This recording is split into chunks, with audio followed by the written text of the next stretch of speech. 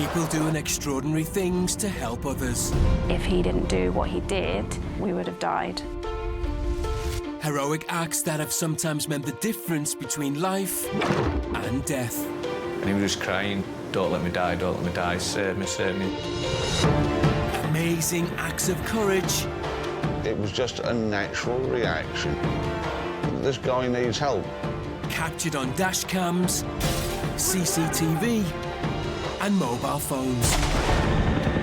Incredible stories from the UK. He put his life at risk just to save me. And across the world. Mayday, mayday, mayday. All the people that assisted with my rescues that day are my heroes. We genuinely owe our lives to him.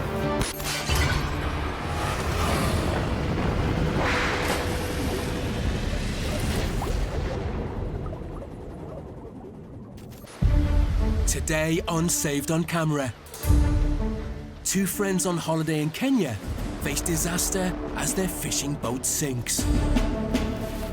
I knew that the clock was ticking, and as soon as it got dark, we were done.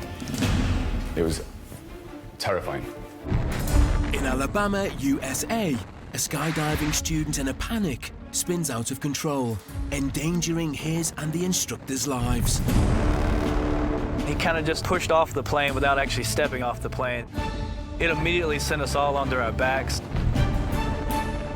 I come out of the plane and we start flipping around, the horizon's spinning. Your orientation gets pretty messed up when you start doing that. Thought I was going to die.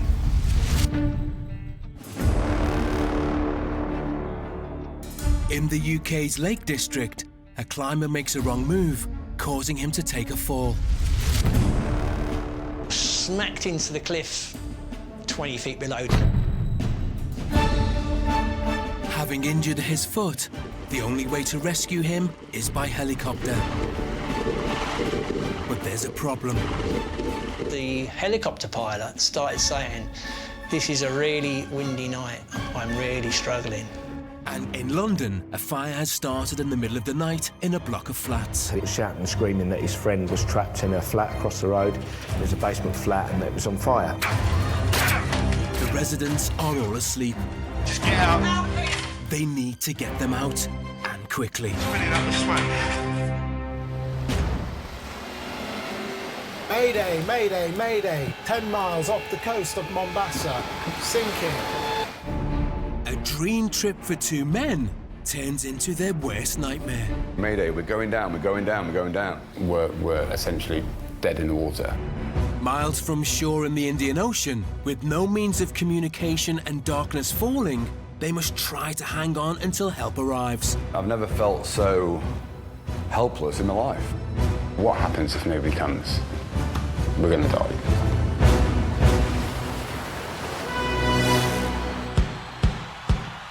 Friends Ash and Mark first met at a festival close to both their hearts. Glastonbury Festival, I've been going since 1997 and never missed a year. That's where I met Mark around 12 years ago. Bit of a random encounter, actually. We'd just been watching Snoop Dogg on the pyramid stage, I think. We just hit it off straight away. Yeah, it's just like an instant connection, friendship. It was good. 11, 12 years later, we're still going together now. It spawned a great friendship. But keen for new adventures, they decided to swap the muddy fields of Glastonbury for the sandy shores of Kenya. Mark's been going to Kenya for the last few years with his daughter. So he suggested, instead of Glastonbury, let's go to Kenya. I'm like, awesome. Well, I'll take them on safari, show you around the country. It'd be an amazing experience. And for Mark, there's another pull to Kenya. I've been big game fishing, and particularly in Kenya, since I was 9, 10 years old, on the boat nearly every morning. Seasoned fisherman Mark was excited that Ash was going to join him this time. We decided to book just one half-day trip, just as a taster for him. Virtually no interest at all in fishing. It's not really my bag. However, the prospect of a day out on the ocean and on a cool boat and all that, I thought, well, yeah, that sounds pretty cool, and give it a go. And the day started off promisingly. So when I first saw the fishing boat, I was expecting some little tin pot wooden fishing boat, but no, it was a big twin-engined yacht-type sports boat. So we set off quite early in the morning, myself, Ash and a crew of 5. And within half an hour, we catch these tuna. And I was buzzing that Ash had caught something. So I thought, yeah, this is good, this. But then it just all got a bit quiet. Which is the normal in big game fishing, where you can spend hours and hours with no activity. So the skipper decided to steam a little bit further down the coast to find another spot where he thought there might be some more fish activity. We're going further and further out to sea. We ended up probably about 9-10 miles offshore. Ash was having a little kip. I was chatting to the crew. So I kind of woke up from my doze, a little bit groggy. Then all of a sudden, all hell breaks loose. The reel starts whirring, and the crew just jump into life, and it's marlin, marlin, marlin, marlin. It was all systems go, as they'd caught one of the fastest fish in the world. We'd hooked this black marlin, which is kind of like the holy grail of game fishing. Mark's got into the fighting chair and he's battling for this fish. Everybody was excited. He's clearly in his element. The fish then takes 100, 200 metres of line, dancing on the surface, jumping. And I'm sat on the upper deck watching all this. I'm thinking, oh, come on, mate, get it done. The captain of the boat puts both engines on full power. The boat was having to get reversed and repositioned and basically trying to track or follow the fish. And in doing all this manoeuvring, quite a lot of water was washing over onto the lower deck. The boat's designed to take on an element of water on the deck, but it was quite obvious there was more water on the boat than there should have been. The increasing amount of water on board was starting to ring alarm bells, but the crew seemed to have it under control. But for how long? They went and opened up the hatch to look down into the engine room.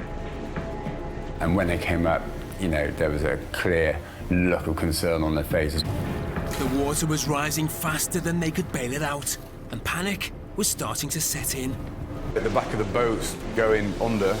The owner of the boat comes upstairs. He's got panic or fear or something in his eyes. And even first-time fisherman Ash could tell the situation was looking precarious. Ash said to me at that time, he's like, are we going to be okay, mate? And I wasn't completely sure that we didn't have quite a serious problem. The crew were still making desperate but futile attempts to avoid the boat sinking. The captain decided to put both engines on full power. I think the idea was either gun it until we get to shore, or at least get as close as we can. But the boat's taken on that much water, the engine's under strain. 2 or 3 minutes into that, one of the engine failed. Oh, no. The engine alarm's going off, so you've got beep, beep, beep, beep, beep. Not long after that, the second engine goes. We're essentially dead in the water. That's when the Mayday call went out. Mayday, mayday, mayday. Mayday, mayday, we're going down, we're going down, we're going down. That's the last thing you want to be hearing when you're on a boat. Mayday, mayday, As the boat began sinking, the panic on board escalated. The alarm's going off, the boat's starting to tilt. We're sinking, we're going down. When their SOS call was received, there was a glimmer of hope. Somebody from the shore picked up the Mayday call, saying, you know, where are you? But that hope was to be cruelly dashed. There wasn't any GPS on the boat, so we couldn't give any coordinates. Oh, the situation's bad at this point. And time was running out as the boat started to sink from under them. At this stage, the boat is going on its side, so we're all clambering over the side of the boat. People are slipping off the boat and we're holding them back on. Mayday, mayday, mayday. The boat was going to sink. We knew we needed to get off it. It was at this point when I said to the guys that when this thing goes down, we need to make sure we're well away from it. And everyone moves away and let go of the boat, and down it went. Within a couple of minutes, the whole thing just went.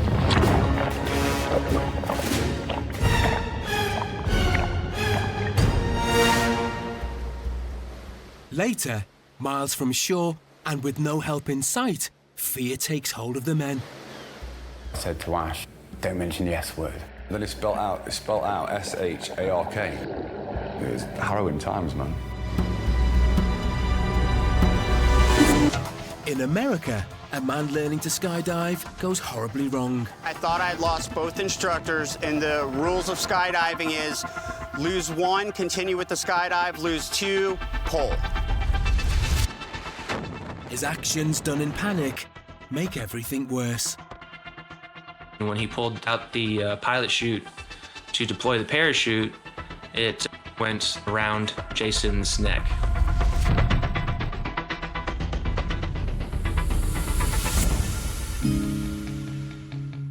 Jason Hills has a passion for extreme sports, one of which takes place 14,000 feet in the air.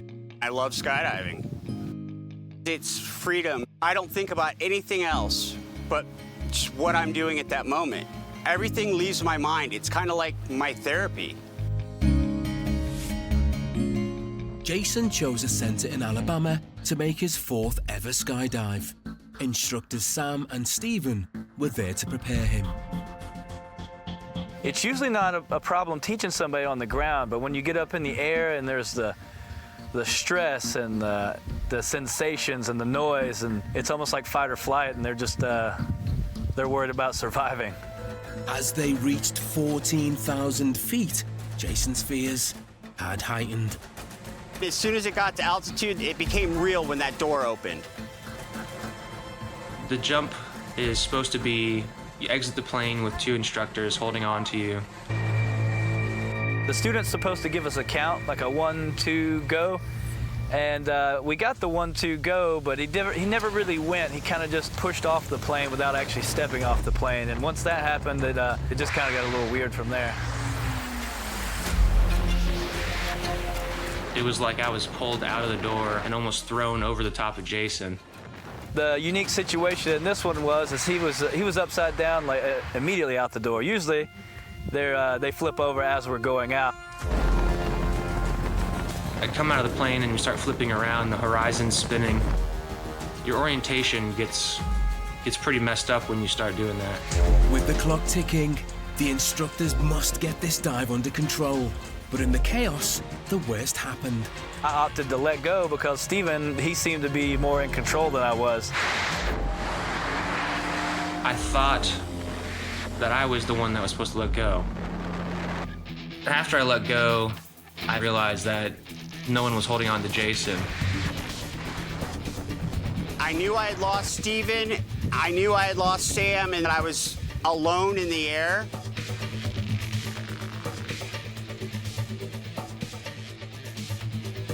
He was starting to rotate, and generally when a student starts to rotate, it only gets faster and a little more violent.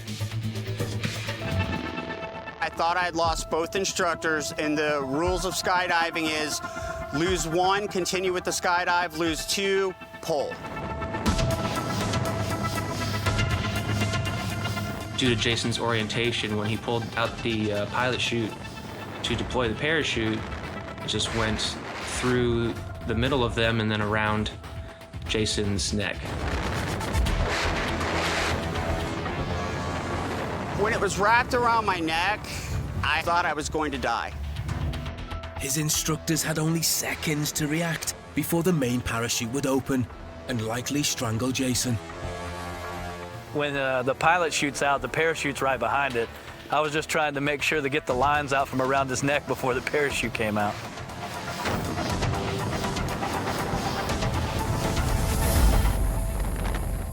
In the nick of time, Sam had managed to remove the lines from Jason's neck. There was definitely a huge relief that he had a parachute and was going to be able to fly it now. But as Jason had pulled the whole parachute too early, he was about to lose contact with his instructors. After his parachute deployed, we separated from each other and came on down to a lower altitude before opening our parachutes. First thing we were trying to do is make radio contact so he didn't fly too far away from the airport. Usually, you're not under canopy very long before you have radio communication with your instructor. The problem was, is I had opened so high, I floated around for 6,000 feet before I had radio communication with him. Finally, the ground was within reach. He just needed to land. He landed about like a typical student does. They usually land a little bit hard on their first, I would say, 6 landings before they actually figure it out. When I got to the ground, it was relief. It was just amazing. I was so happy that I lived through that. After such a close shave, all 3 men had made it down pretty unscathed. It was a little jokey and light because we try not to make it seem like, you know, oh my God, dude, you just almost died. It was more of just a camaraderie and laughing about it, and hopefully it won't happen again. And despite his close call, Jason, a natural-born adrenaline junkie, isn't planning on curbing his skydiving anytime soon. A lot of people would have quit skydiving after that jump and maybe started bowling. But not me. I came back and my jump count's around 240 skydives. But this is one skydive Instructor Sam is not adding to his list of best adventures ever. To date, the jump with Jason is my worst student jump that I've had. I actually have not had a student get away from me, deploy around his neck. Yes, this was quite a unique situation, honestly. And Jason knows he owes his life to Sam and colleague Stephen. I was so thankful to those guys. They did what they were supposed to, but they're very humble about it. They saved my life.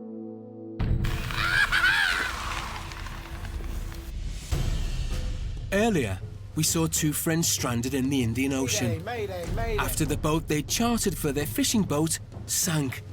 Within a couple of minutes, the whole thing just went. And down it went, and that was it. With their mayday calls having gone unanswered, they feared the worst. We are adrift 10 or so miles offshore, and we're at the mercy of the ocean. It was terrifying. Now, in deep water, adrenaline and survival instincts kicked in fast. We needed to stick together, so we created a circle, and we all held on to each other's buoyancy aids and rings, and so we were like, you know, nobody let go of anybody. But as the men treaded water, fears were starting to surface. For me, our biggest risk was drowning. What happens if nobody comes? We're going to drown? You know, we're going to die. Never felt so helpless in my life. I knew that the clock was ticking, and as soon as it got dark, we were done. What they didn't know was that their mayday call had been picked up by a Singaporean oil tanker waiting to port in Mombasa. Chief Officer Lucas Hopp and Captain Robert Mikalski heard the call. We were on the bridge together, and then suddenly we hear on the VHF Mayday calling. Mayday, mayday, mayday. Dreamcatcher. Mayday, name of the vessel, Dreamcatcher, and we are going down. It's human's life. That's the most important for us to rescue them.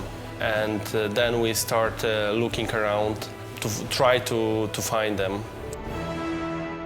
Despite wanting to help, without exact coordinates, they were searching for a needle in a haystack.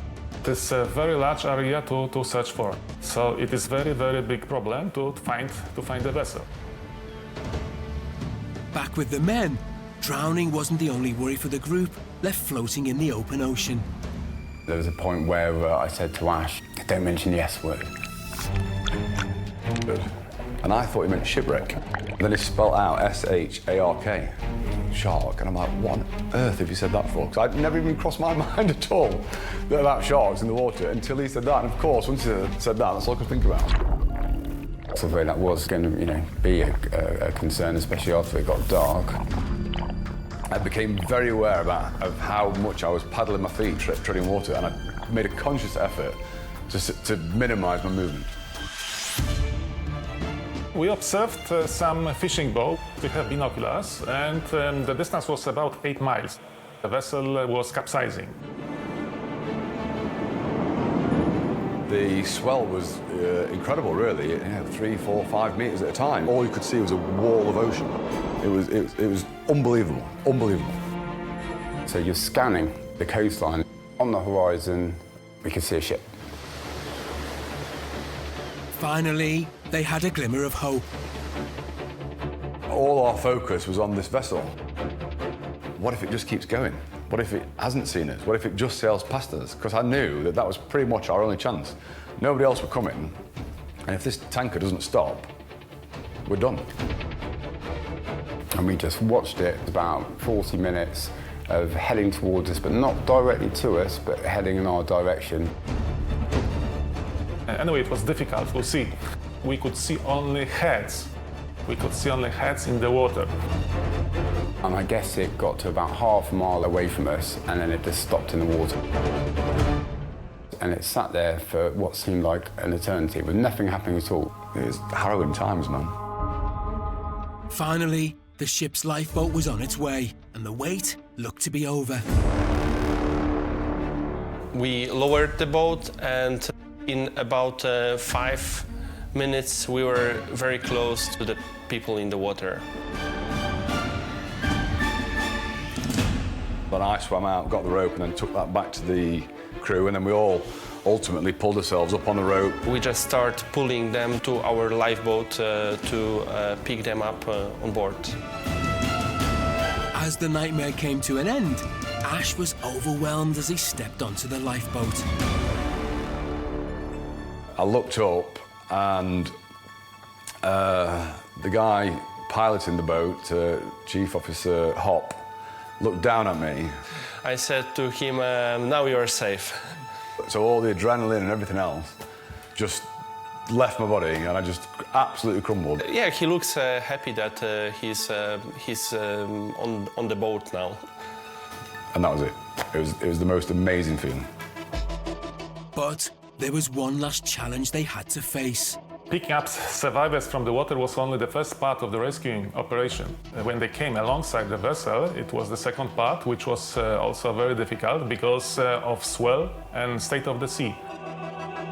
As we were looking out, we could see the ladder doing this, and there was a very real danger of us getting smashed and squashed between the lifeboat and the ship. One more difficult thing was that all those survivors had seasick, so they were weak at the moment of climbing to the ladder. Thankfully, there was a large crew on the tanker to assist with the final stage of the rescue. When all of them were on board safely, I took a deep breath, and I was happy that we could save them. And they just really looked after us, you know. Chief Officer Hop reappeared. He came to see us, made sure we were okay.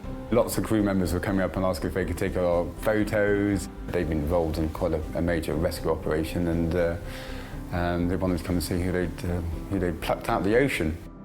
Now safe, the adrenaline left the men, and the reality of the ordeal hit them both. Me and Ash, we literally just looked at each other and were like, wow, like, I cannot believe what we've just been through, and we're so, so lucky. In the Lake District, in the UK, a dramatic ground and air rescue is launched when a climber falls off the side of a mountain. Next thing I remember, he was just smacked into the cliff 20 feet below. Keswick, a market town sitting at the north of England's Lake District. It's a popular stop-off for tourists and outdoor adventurers, and it attracted Bob Woods and his wife to open their own B&B in 2004. We're very lucky to live here in the Lake District because everyone's so friendly. Everyone's here for almost the same reasons. Everyone just loves the outdoors. Bob's days are full, and not just with the B&B. I play in a ukulele band in Cockermouth called the Kooks. I do a lot of mountain biking, lots of climbing, weather permitting. I've been climbing 15, 16 years, 17 years. So I'm very competent. My head, which is the most important part, my head generally is all over it. But it's not his head that is the problem. It is his sense of direction. Something Bob would admit causes a few jokes in his local climbing club. I've got a very big reputation for getting lost on routes, and I'm often wandering all over the place, which brings lots of amusement to lots of people. Even me, because it's like, you know, what's the worst that can happen? Bob was going to find that out, and on a special day too. It was a Keswick Mountain Club meet, and it just happened on my birthday, July the 18th. It was Miners Crag.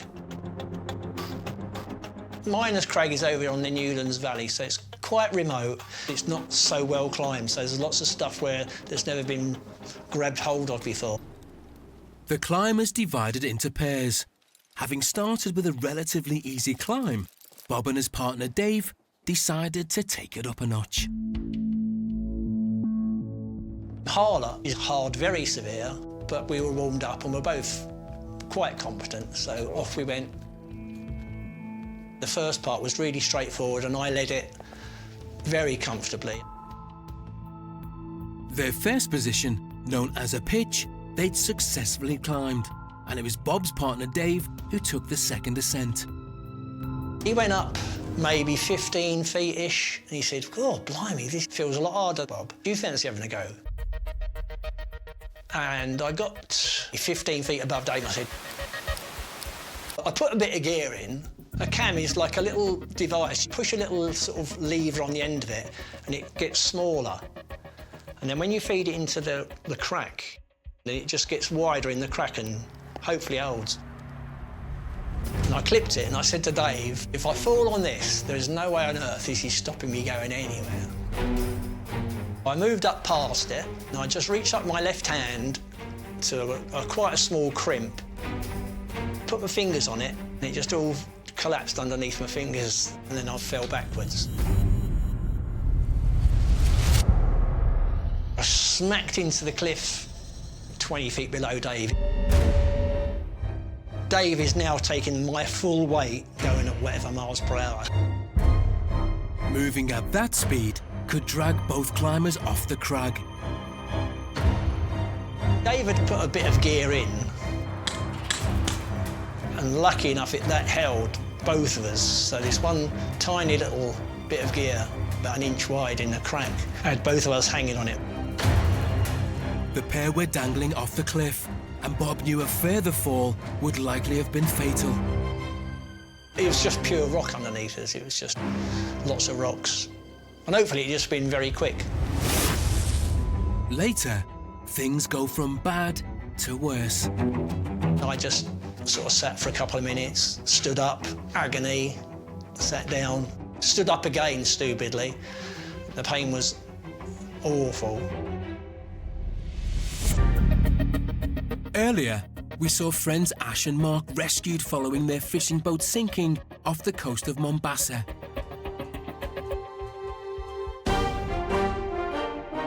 Six months later, and back on dry land, Mark and Ash are meeting up for the first time with the men who saved them.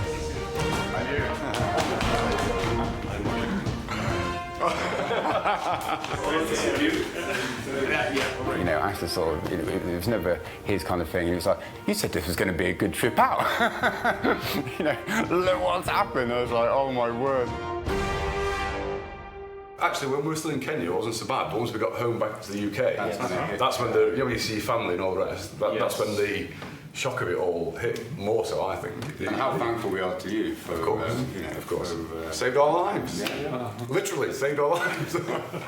My only worry was that if you can climb with no injury on board right, the vessel. Yeah, that was quite a climb up the side of the tanker. Yeah. But not that it mattered. But yeah, but what a relief, you know, and of course you're the first face that I saw, and you look down at me and you said, that was a good face to see. Like, yeah, so you look, I'm all obviously stressed, and I looked up and you looked down and you went, you're safe now. And as soon as you said that, I just crumbled completely. The men know just how lucky they were and who they owe their lives to. If we hadn't spotted them, they would have been in a hopeless situation because it was some 5 hours until darkness, and after darkness it would be impossible to find them in the water. All of us on the boat owe our lives to the crew of the oil tanker. I genuinely believe, had they not found us, we wouldn't be here today. As for next year's adventures, the friends have some important decisions to make. Yeah, so we haven't thought about next year yet. go back for the 50th anniversary of Glastonbury and go back to what we know and do every year. Maybe I will go back to Glastonbury, maybe, I don't know. But certainly no more boats. In the UK, a police officer searching a house is interrupted by a neighbour. He was shouting and screaming that his friend was trapped in a flat across the road. It was a basement flat and that it was on fire. He rushes into the smoke-filled building to alert the residents. It was pretty bad. You couldn't see the exit at all. But can this police officer get everybody out in time? We need to keep on at them. Look, we need to get out now, get out now. Just get out. It's just filling up with smoke.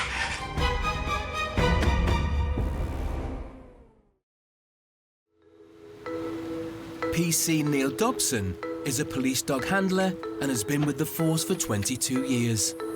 It's all I wanted to do since I joined the police. I'd had dogs all my life. I wanted to work dogs, and I think it's the best job in the world. I like helping people, obviously, and I like going out there and making a difference. My bread and butter work is normally searching for people that run away from the police, searching for drugs in vehicles, drugs in houses, firearms and hidden cash.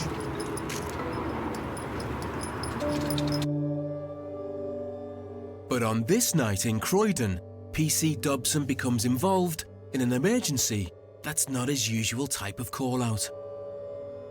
I was searching a house for drugs when we had a knock at the door from a member of the public who was shouting and screaming that his friend was trapped in a flat across the road. It was a basement flat and that it was on fire.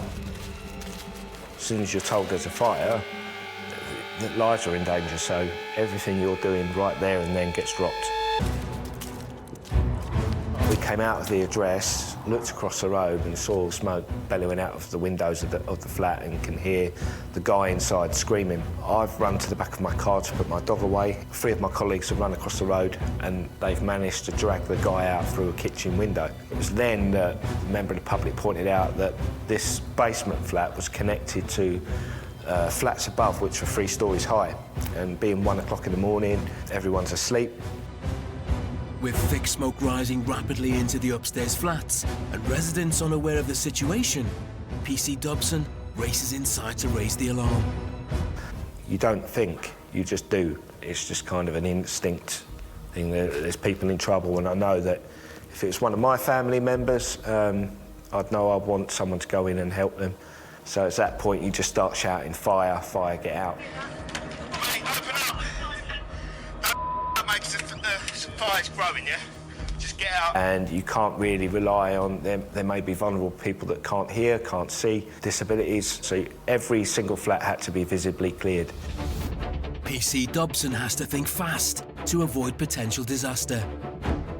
It was at that point that I realised, actually, I've really got to just start kicking doors in, because there wasn't time to allow for people to react and come out and put their clothes on. It's a case of you need to get out now, because the smoke was starting to fill up into the ground floor. There were 2 girls that came in with me into the flats, and they were helping residents out.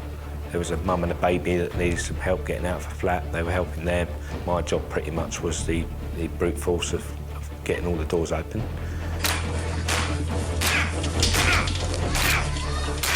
I got all the way up to the 3rd floor. It was ticking in my mind that I didn't have long inside. I was concerned about the smoke coming up, because it was already on the ground floor when I went in. You're wondering, what's it going to be like when I come back down? The smoke had now hit the 1st floor. It's disorientating when you can't see, and it's a little bit confusing, and obviously you can't breathe, so you have to hold your breath.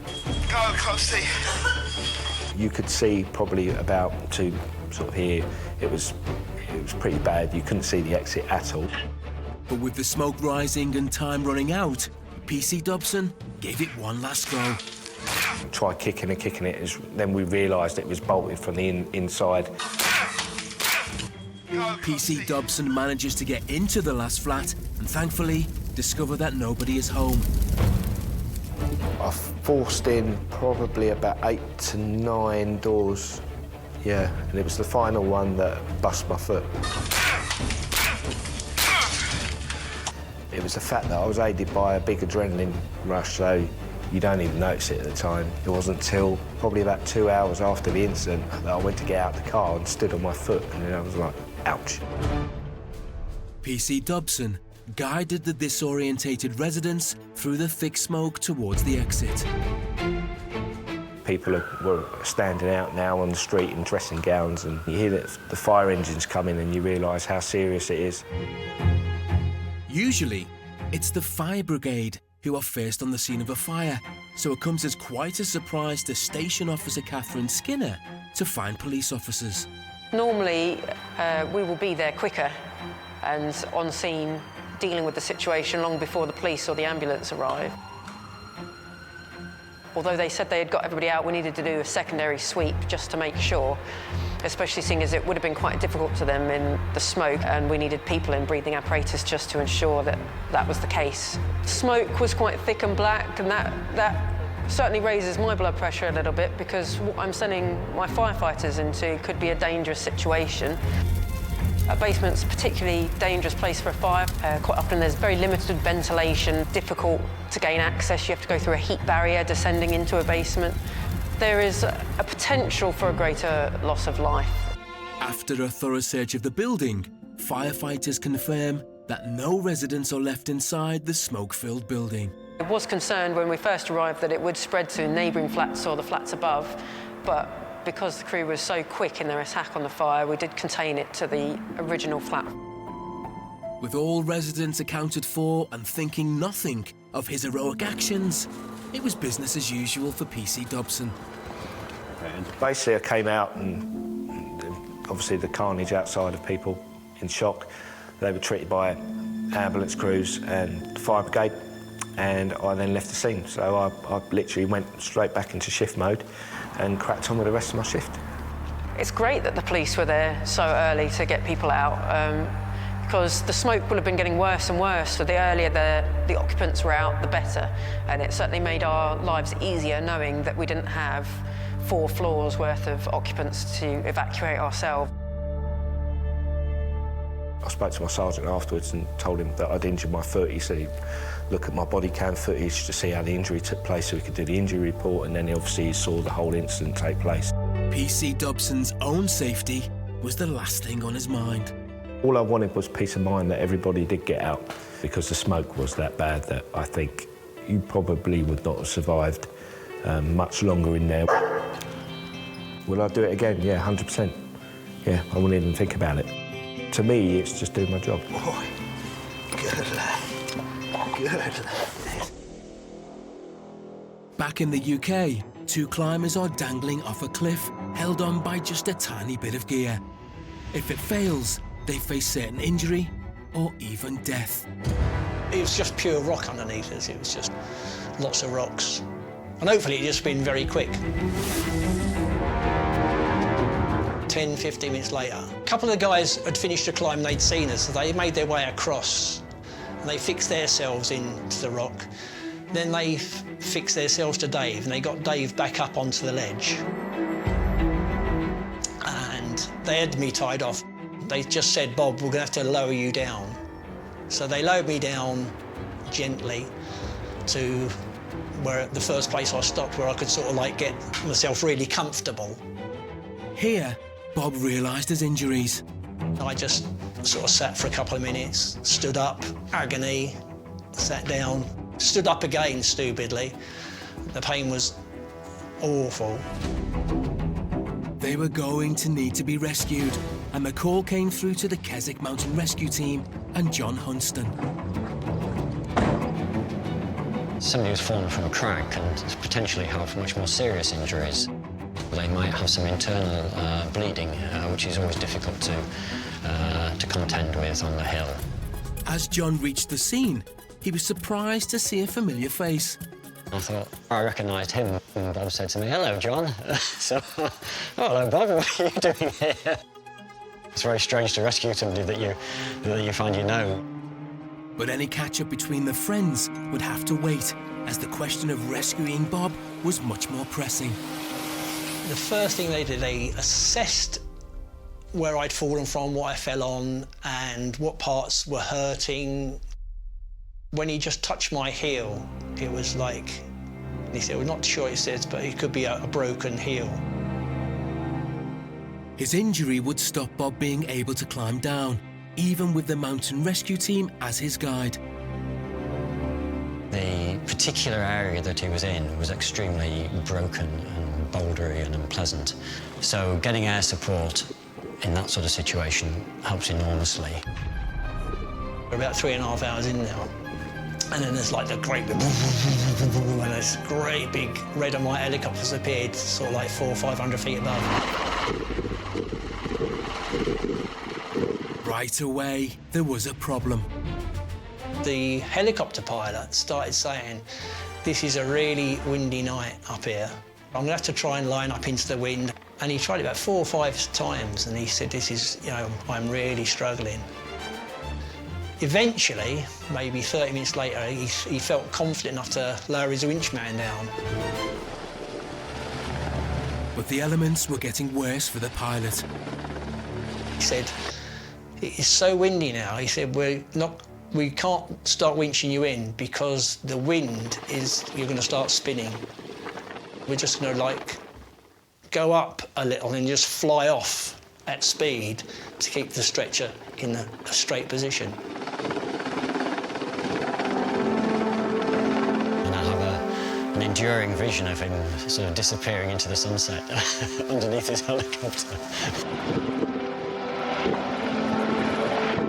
When Bob made it inside the helicopter, the crew did their best to end his ordeal on a happy note. The blokes winched me into the helicopter, and they started doing all the paperwork there and said, oh, July the 18th.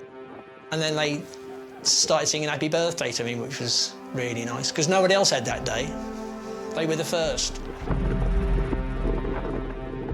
At the hospital, X-rays confirmed that Bob did, in fact, break his heel. But he knows it could have been much worse. If I'd have hit my head on my neck, that would have been all over there, maybe, so I did get away with it. Bob knows that it's all down to the skills and dedication of Keswick Mountain Rescue, and he still pops in to visit them and update them on his fundraising activities. Hiya, John. All right, How you doing? Good to see you again. I was just walking past, I thought I'd pop in and say hello. Yeah, that's nice. That's nice. How's Tricks? Is it 2 years ago now? 2 years July. Is it? Is it? Yeah. But still hurting. Is it? Still hurting. Oh dear. Doctor said 1 year, now it's been 2+, and I'm still, still not quite right. So what does that stop you doing? Nothing. Oh right, good. I'm just it's not a pain, it's discomfort. It's as opposed to pain. Yeah. Bob, though, retains a positive outlook on the events of that July day. It wasn't a bad way to finish a day up. A nice helicopter ride in the sunset. It was a great birthday present, wasn't it? Oh, Helicopter right, ride. Yeah, you pay a lot for that. I'm sure I owe somebody a lot of money for that. Especially you guys, walking all the way in. And he has a fundraising update for John after a successful busking event with his ukulele. So we started at 11, and by 1 o'clock we had raised about 300 quid plus. We know it's going to a very, very good cause. Yeah, that's fantastic. We We really appreciate that. I was very, very lucky, yeah. It could have gone very, very wrong.